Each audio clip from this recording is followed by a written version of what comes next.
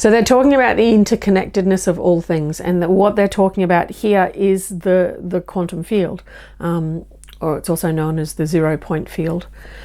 And in that 0 point field, which is measurable by Newtonian scientific methodology, it's just not in our mainstream, I was going to say consciousness, but it kind of is, because it's a part of everything. It's not in our mainstream awareness. It's not in our mainstream media. It's not in our mainstream science textbooks even, you know. And I was going to say remember, but you might not know that I did originally train as a science teacher. So I have a background in this side of things, which is why I like the nerdy metaphysical side of things, because it resonates deeply with me and it makes a lot of sense to me.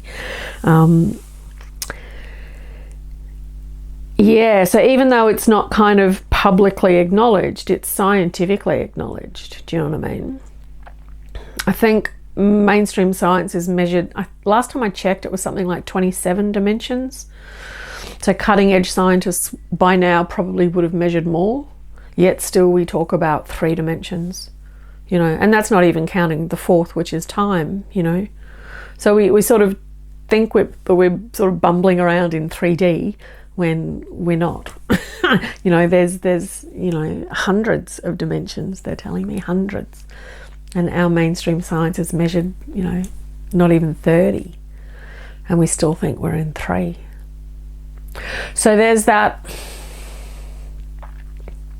They're showing me all the gold stars of last month and how we were talking about celebrations and leveling up, and they're saying part of the sort of leveling up of us as individuals within this grander soup of consciousness is this expanded awareness, as Babaji says, this expanded awareness of unity consciousness. Okay, it's where your gut instinct comes from. It's where everything is manifest from. It's full of love and joy and compassion and benevolence and, you know, that cheer squad that wants you to succeed. That's what's in the void. That's what's in the field. It's a soup of potentials.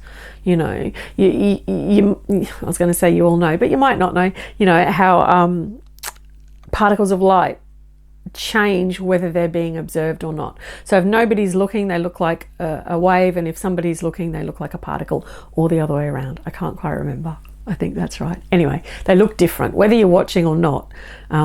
Whether you're watching them or not, it alters the way that light behaves. Okay, and that's a fundamental understanding of quantum mechanics. It confuses the hell out of traditional scientists, but that's how light works, right? It's a multidimensional thing, force, element, or whatever of our universe, you know. And we are made of light, remember? See, it's the 2 decks of the light cards that I had to use today. Okay, I feel like there's a whole bunch more to say about this kind of work, but I feel like what we're doing here is sort of just introducing you to it. If you don't know about this stuff yet, or you already know about it, hurrah, well done, carry on. Maybe these are good reminders for you to remember how powerful you are.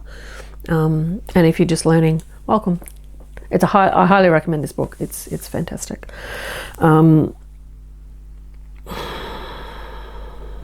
I'm just asking if they want to say anything else about this card, and they're saying no, it's really just the intro. The colours of those 2, that's really interesting. That beautiful indigo blue with the stars. I like it. You are made of light. You are made of light. You are light.